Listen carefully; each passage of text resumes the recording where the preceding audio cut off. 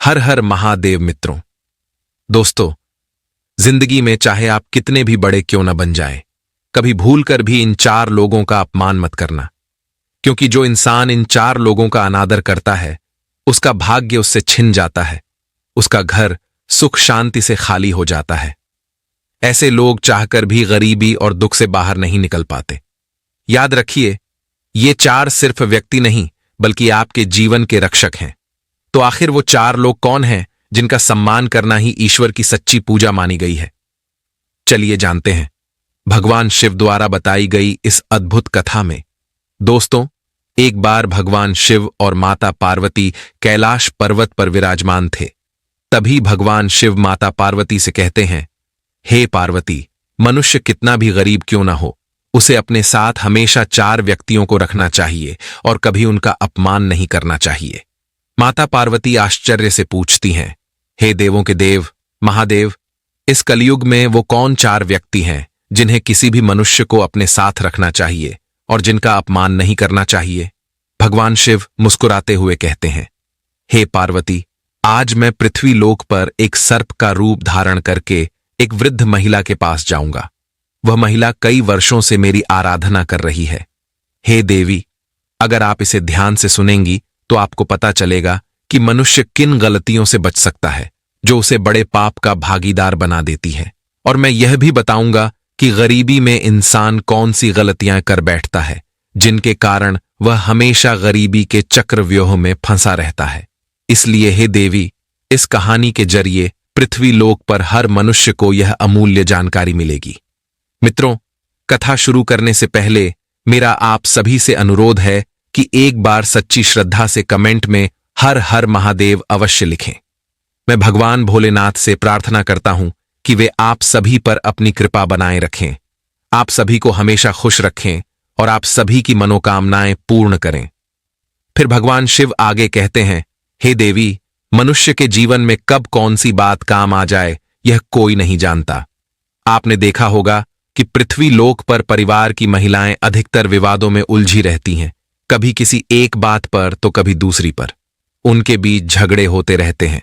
परिवार में छोटी छोटी बातों पर तनाव बढ़ता जाता है। जिनके बड़े परिवार होते हैं वहां आपसी विवाद कभी खत्म ही नहीं होते। दिन रात तकरार चलती रहती है।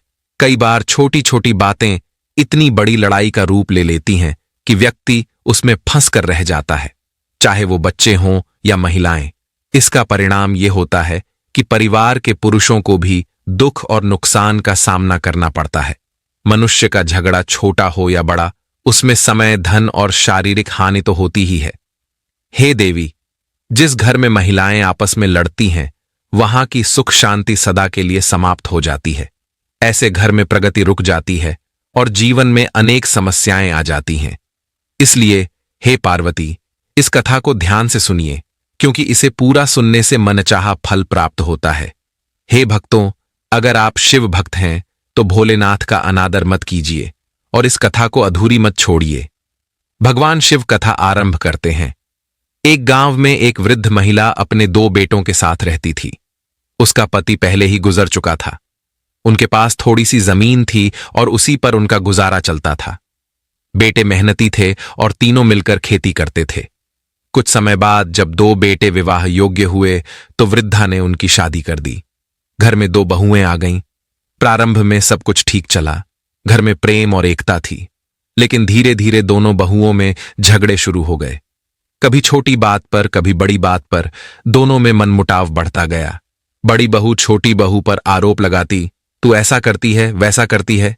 छोटी बहू भी जवाब देती, तू खुद आराम से रहती है, सारा काम मुझसे करवाती है। धीरे धीरे उनका झगड़ा रोजमर्रा का हिस्सा बन गया। वृद्ध महिला यह सब देखकर बहुत दुखी हो गई। उसने अपने बेटों से बात की पर कोई समाधान नहीं निकला। फिर उसने सोचा, जब हम 3 लोग थे तो थोड़ा बहुत गुजारा हो जाता था, लेकिन अब 5 लोग हैं और खर्च बढ़ गया है। शायद पैसों की कमी ही झगड़े का कारण है। उसने बेटों से कहा, बेटा, तुम लोग परदेश चले जाओ और काम करके पैसे कमाओ। जब घर में धन आएगा तो ये झगड़े भी मिट जाएंगे। बेटों ने मां की बात मानी और पत्नियों को समझाकर परदेश चले गए। लेकिन बहुओं के झगड़े जारी रहे। एक दिन वृद्धा ने बड़ी बहू से कहा, बेटी, तुम बड़ी हो, तुम्हारे पति परदेश में हैं, इसलिए तुम्हें धैर्य रखना चाहिए। छोटी बहू की छोटी मोटी गलती को नजरअंदाज करो। कहा जाता है बड़ों की पहचान उनके धैर्य और क्षमा से होती है। पर बड़ी बहू क्रोधित होकर बोली, आप तो छोटी बहू का पक्ष ले रही हैं, उसे लाड़ प्यार दे रही हैं ताकि वो और ज्यादा सिर चढ़ जाए। आप मुझे ही क्यों समझा रही हैं? वृद्धा ने शांत स्वर में कहा, बेटी, पहले बड़े को समझाना उचित होता है, फिर छोटे को। मैं तुम्हें भी समझा रही हूं और उसे भी समझाऊंगी। पर बड़ी बहू ने गुस्से में कुछ देर काम किया और फिर तमतमाकर वहां से चली गई। इधर अगले दिन फिर झगड़ा हुआ तो वृद्ध महिला छोटी बहू के पास गई और उसे समझाते हुए बोली, देख बहू, वो तुझसे बड़ी है और तू छोटी है, फिर ऐसे क्यों झगड़ती हो? घर में बार बार क्यों लड़ाई करती हो? तेरा पति यानी मेरा बेटा घर पर नहीं है, वो परदेश में पैसे कमाने गया है और तुम यहां झगड़ा कर रही हो। ये ठीक नहीं है। मोहल्ले और पड़ोसी लोग देखकर हम पर हंसते हैं, इसीलिए घर में शांति और प्यार से रहो। जब घर में प्रेम होता है तो धन और समृद्धि अपने आप आती है। यह सुनकर छोटी बहू के मन में आया कि यह वृद्ध महिला बड़ी बहू का पक्ष ले रही है। वह गुस्से में बोली, अरे बुढ़िया, तू हमें ज्यादा समझाने की कोशिश मत कर, नहीं तो मैं तेरा भी अपमान कर दूंगी। मैं जानती हूं तू अपनी बड़ी बहू को ज्यादा चाहती है और मुझे फूटी आंख नहीं सुहाती। दोस्तों, छोटी बहू को बहुत समझाकर भी वृद्ध महिला वहां से चली गई और सोचने लगी, इन दोनों की बुद्धि तो भ्रष्ट हो चुकी है, ये कभी नहीं मानेंगी। इन्हें समझाओ तो उल्टा मुझसे सवाल करती हैं, मुझसे लड़ने की बात करती हैं। फिर वृद्ध महिला ने विचार किया, अब अगर अपनी इज्जत बचानी है तो इन्हें समझाना बंद ही करना होगा। कहते हैं, जहां अपनी बात की कोई अहमियत ना हो वहां बोलने से अच्छा है चुप रहना। अगर आप वहां बोलेंगे तो लोग आपको अपना दुश्मन समझने लगते हैं। वृद्ध महिला मन ही मन बोली, मेरी बात अब किसी को पसंद नहीं आती, उल्टा ये दोनों मुझ पर हावी हो जाती हैं। अगर कभी गुस्से में मुझ पर हाथ उठा दिया तो मैं अपना मुंह दिखाने लायक नहीं रहूंगी। अब इन्हें समझाना मेरे बस की बात नहीं। दोस्तों, अब वो दोनों बहुएं अपनी सास यानी उस बुढ़िया से नफरत करने लगीं। कोई भी उससे खाने के बारे में नहीं पूछता था। बुढ़िया को खुद ही रसोई में जाकर अपना खाना निकालना पड़ता था। अब वे दोनों बहुएं इतनी घृणा करने लगीं कि वे चाहती थीं कि वह बुढ़िया या तो घर छोड़ दे या मर जाए, लेकिन उन्हें ऐसा कोई बहाना नहीं मिल रहा था जिससे वे उसे घर से निकाल सकें। अगले दिन फिर उनकी लड़ाई शुरू हो गई। तब वृद्ध महिला ने अपना कट्टा उठाया और घास काटने के लिए जंगल चली गई, क्योंकि कहते हैं व्यर्थ की लड़ाई झगड़ा अपने कानों से सुनना भी नहीं चाहिए। अगर आप खड़े होकर सुनने लगेंगे तो हो सकता है कि आपको बोलना पड़ जाए, इसलिए सबसे अच्छा तरीका यही है कि वहां से निकल जाओ। वृद्ध महिला जंगल में घास काटने चली गई और शाम को लौट आई। तब तक दोनों बहुओं की लड़ाई शांत हो चुकी थी। इसी तरह अगला दिन आया और फिर झगड़ा हुआ। तब बुढ़िया ने फिर कट्टा उठाया और जंगल की ओर निकल गई। वह भगवान भोलेनाथ को याद करती रही और बोली, हे भोलेनाथ, अब आप ही मेरी रक्षा करना। उसकी यह दशा देखकर भगवान शिव ने एक सर्प का रूप धारण किया और उसी जंगल में पहुंचे। जब वृद्ध महिला घास काट रही थी तभी उसके पास एक विशाल सर्प आ गया। उसे देखकर वृद्ध महिला भय से कांपने लगी। उसे लगा कि आज उसकी जान नहीं बचेगी, सर्प उसे जरूर खा जाएगा। तब उस सर्प ने मनुष्य की भाषा में कहा, माता, डरो मत, मैं तुम्हें कोई हानि नहीं पहुंचाऊंगा। मैं तो अपना दुख तुमसे साझा करने आया हूं, क्योंकि मैं बहुत दुखी और परेशान हूं। सर्प के मुंह से मनुष्य की आवाज सुनकर वृद्ध महिला को कुछ शांति मिली। उसने गहरी सांस ली और बोली, हे नाग देवता, बताइए आपको क्या कष्ट है। नाग बोला, हे माता, कई दिनों से मैं भूखा हूं, मुझे खाने को कुछ नहीं मिला है। अगर आप मुझे थोड़ा दूध दे दें तो मेरे प्राण बच जाएंगे। मैं जिस आश्रम में रहता था वहां के अर्षि मुझे रोज गाय का दूध पिलाते थे, लेकिन अब उनका देहांत हो चुका है और मैं भूख से मरने की कगार पर हूं। यदि आप मुझे थोड़ा दूध ला देंगी तो आपकी बड़ी कृपा होगी। नाग की व्यथा सुनकर वृद्ध महिला की आंखों में आंसू आ गए। उसने कहा, हे नाग देवता, आप चिंता न करें, आज मैं आपको दूध अवश्य पिलाऊंगी। आप यहीं ठहरिए, मैं अभी दूध लेकर आती हूं। वह बुढ़िया घर लौटी। घर पहुंचते ही उसने देखा कि उसकी दोनों बहुएं फिर झगड़ रही थीं। बुढ़िया सोचने लगी, अब दूध कहां से लाऊं?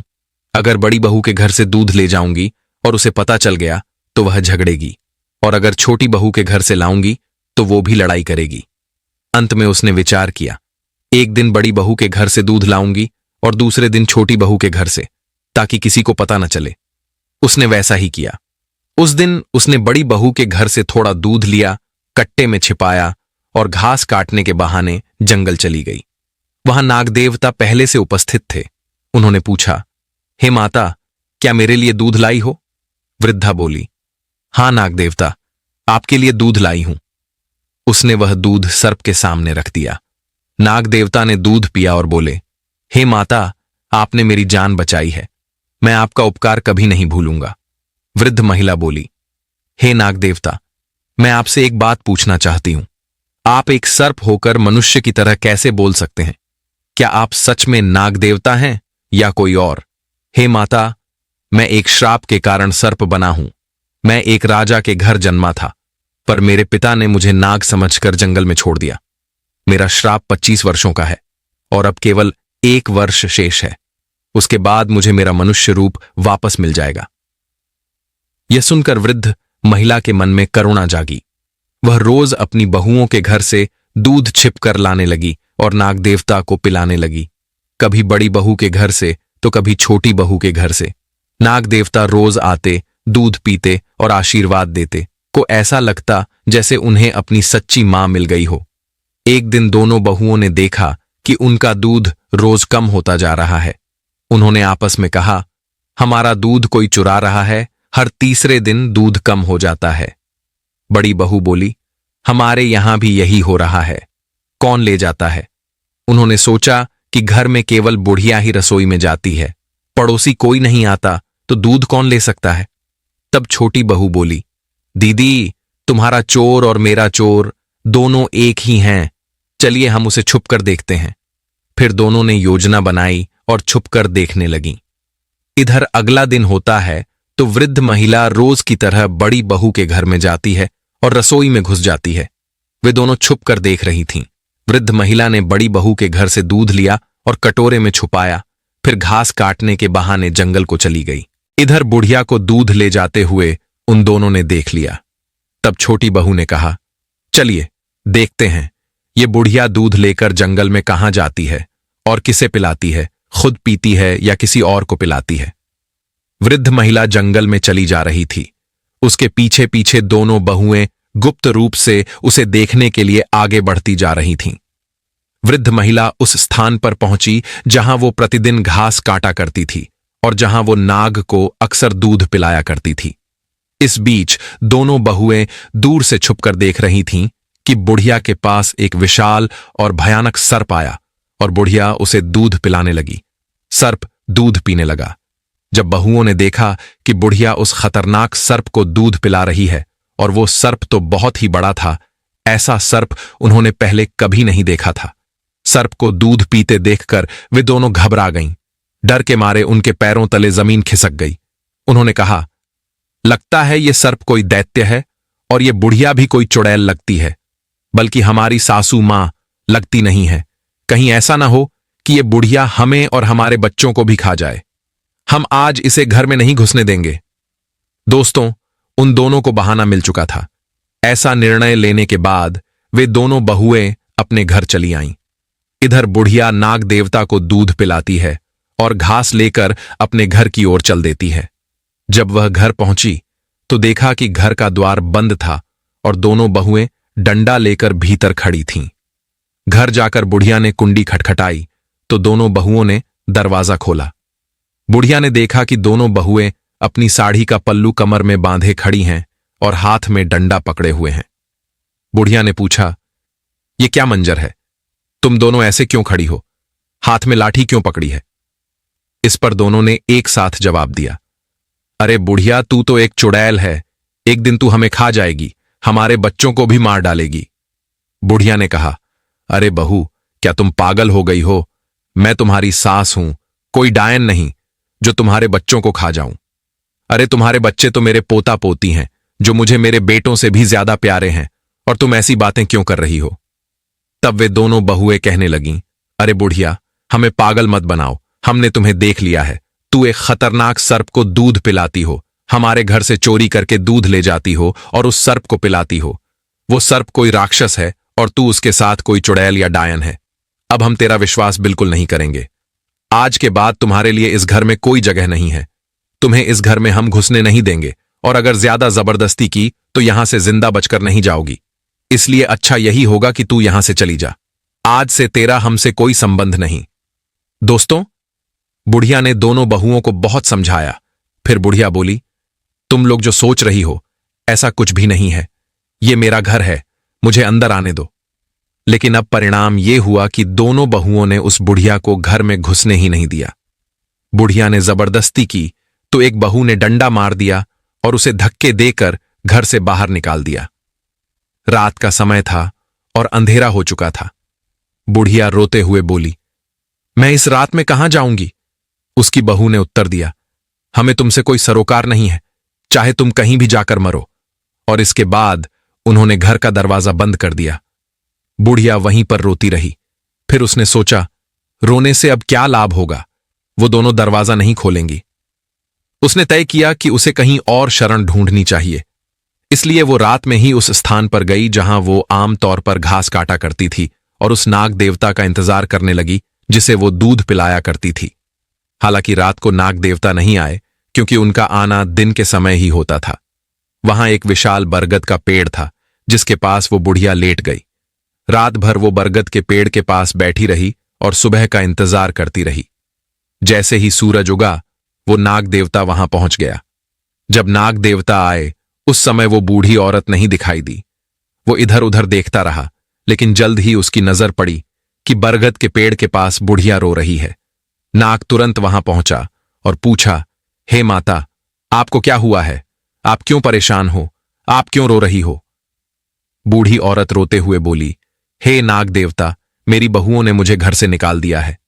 मैं तुम्हारे लिए दूध लाया करती थी। वो दूध मैं अपनी बहुओं से छुपाकर लाती थी, लेकिन उन्होंने देख लिया आपको दूध पिलाते हुए। वे कहती हैं कि मैं चुड़ैल हूं। वे सोचती हैं कि मैं उनके बच्चों को और उन्हें मारकर खा जाऊंगी। इसलिए उन्होंने मुझे घर में नहीं घुसने दिया, मुझे घर से बेघर कर दिया। मेरे बेटे घर पर नहीं हैं, दोनों परदेश में नौकरी करने गए हैं। अब मैं क्या करूं, कहां जाऊं? दोस्तों, नाग देवता को बुढ़िया ने सारी बात बताई।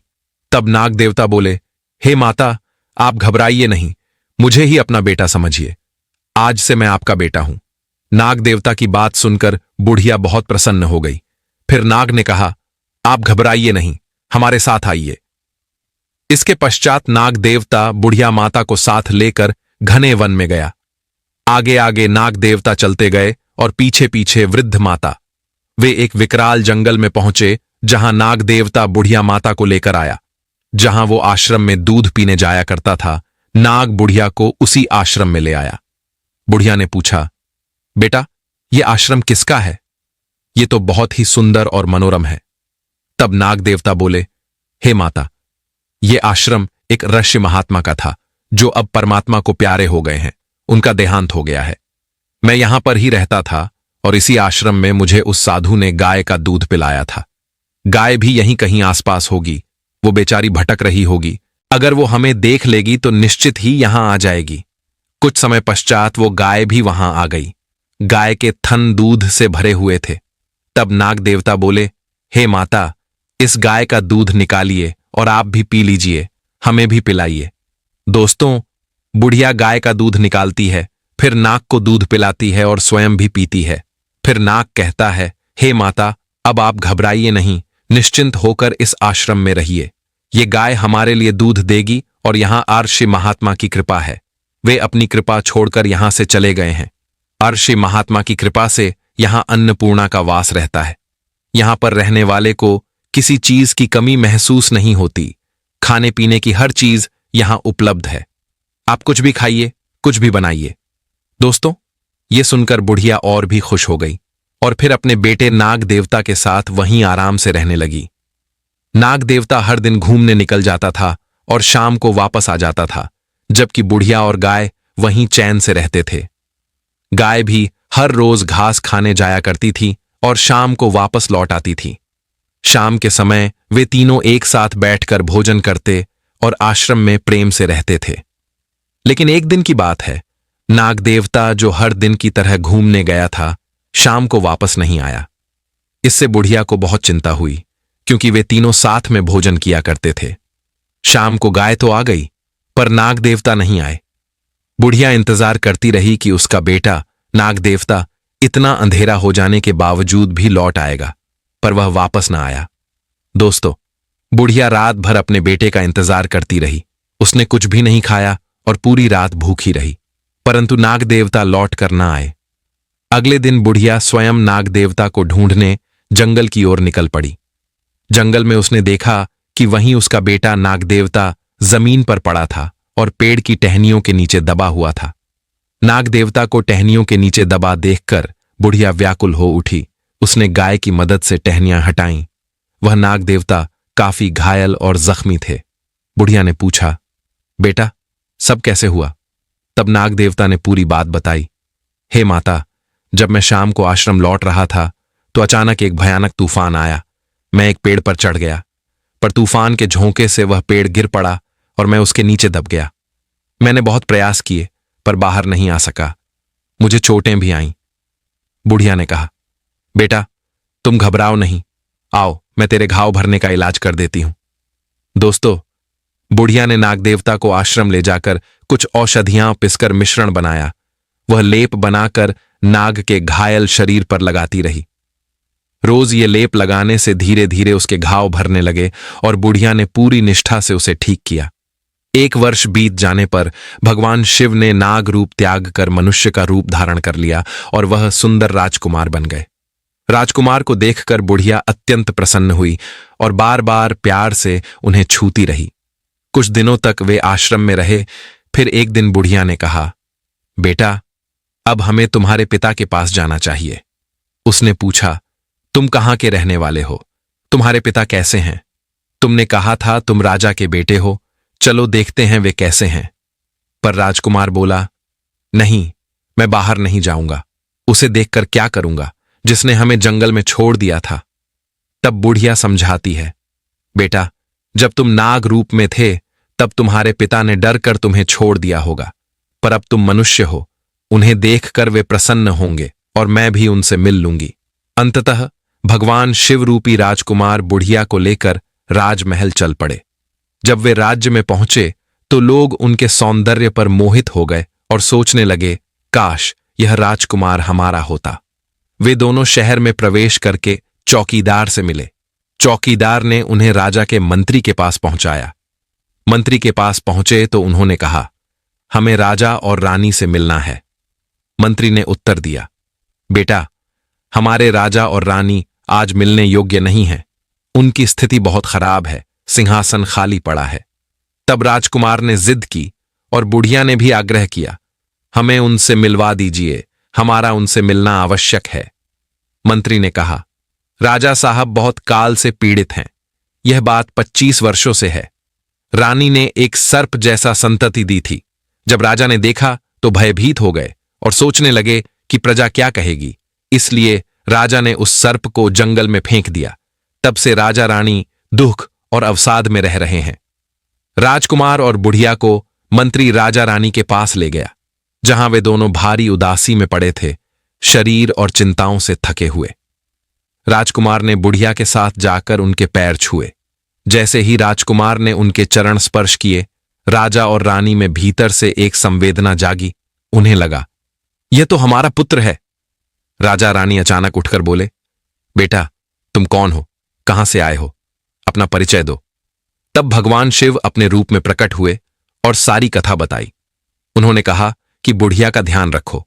फिर वे अलौकिक रूप से अंतर्ध्यान हो गए। इतनी कथा सुनने के बाद राजा और रानी ने कहा कि मनुष्यों को कभी भी ये 4 वस्तुएं नहीं छोड़नी चाहिए। पहला, बच्चा; दूसरा, बुजुर्ग; तीसरा, पागल; और चौथा, मेहमान। इन्हें कभी अपने घर से नहीं निकालना चाहिए। अगले दिन राजा ने राज्याभिषेक किया और बुढ़िया थोड़ी उदास हुई, सोचने लगी कि अब वह कहां जाएगी। तब राजा ने कहा, हे माता, आज से तुम यहीं राजमाता कहलाओगी। यह सुनकर बुढ़िया अत्यंत प्रसन्न हुई। जब बुढ़िया के दोनों बेटे घर लौटे और मां को घर में न देखकर पत्नियों से पूछताछ की, तो पत्नियों ने कहा कि उनकी मां चुड़ैल है, इसलिए उन्होंने उसे भगा दिया। उन्होंने यह भी कहा कि वह रोज जंगल जाकर सर्प को दूध पिलाती थी। यह सुनकर दोनों पुत्र क्रोधित हुए और अपनी पत्नियों को डांटते फटकारते घर से निकालने लगे। उन्होंने कहा, तुम्हें शर्म नहीं आती? हमारी मां को चुड़ैल कह रही हो। हमें बताओ हमारी मां कहां है, नहीं तो तुम्हें छोड़ेंगे नहीं। पर उन बहुओं को असल में नहीं पता था कि बुढ़िया अब कहां है, परंतु अब उनके पति रोज उन्हें डांटते फटकारते मारते पीटते रहे और धीरे धीरे उनकी हालत खराब होती गई, क्योंकि ना तो उन्हें चैन से भोजन मिल रहा था, ना कोई सम्मान। उनके ही बच्चे उनसे नफरत करने लगे थे। सब लोग उन्हें घृणा की नजर से देखने लगे थे, क्योंकि कहते हैं ना, जो अपने बड़े बुजुर्गों का अनादर करता है, अपमान करता है, उसका भी अपमान समाज करता है। उनके बच्चे भी उनका सम्मान नहीं करते थे। इधर दोनों बेटों को यह पता चल जाता है कि उनकी मां अब एक राज्य की राजमाता है, तो दोनों बेटे बहुत खुश होते हैं और सोचते हैं, हमारी मां तो बड़ी दयालु स्वभाव की थी, रोज भगवान शिव की पूजा पाठ करती थी, और देखो भगवान शिव ने उन्हें कितना ऊंचा पद प्रदान किया है। यह सुनकर दोनों बेटों को बहुत आनंद होता है और वे राजदरबार में जाकर राजा की सहायता से अपनी वृद्ध मां राजमाता से मिलते हैं। वे कहते हैं, हे मां, अब आप घर चलिए, हम आपको लेने आए हैं। तब वृद्ध मां मुस्कुराते हुए कहती हैं, मेरे बेटों, मैं यहां रहकर बहुत खुश हूं। यहां मेरे पास एक और बेटा है। तुम लोग बिना किसी चिंता के जाओ, मेरा आशीर्वाद हमेशा तुम्हारे साथ है। अपनी पत्नियों और बच्चों के साथ सुखपूर्वक जीवन व्यतीत करो। इस प्रकार अपनी मां का आशीर्वाद प्राप्त कर दोनों भाई घर लौट आते हैं। वृद्ध मां का बेटा और पोता तो अपने जीवन में खुश थे, लेकिन उनकी बहुएं दुखी थीं। भगवान शिव उन्हें उनके कर्मों का फल दे रहे थे। इतना कहकर भगवान शिव इस कथा को समाप्त करते हैं और कहते हैं, दोस्तों, जीवन में एक बात हमेशा ध्यान रखना, अपने माता पिता और घर के बड़े बुजुर्गों के साथ कभी दुर्व्यवहार मत करना। उन्हें कभी अपने घर से मत निकालना, उनकी सेवा करना। जो लोग अपने माता पिता की सेवा नहीं करते, भगवान उन्हें अवश्य दंडित करते हैं। दोस्तों, अगर आज की ये वीडियो आपको अच्छी लगी हो तो हमारे चैनल को सब्सक्राइब जरूर करें। अगर आप भगवान शिव के सच्चे भक्त हैं तो वीडियो को लाइक करें और कमेंट में लिखें, हर हर महादेव। मिलते हैं अगली वीडियो में, तब तक आप अपना ख्याल रखें।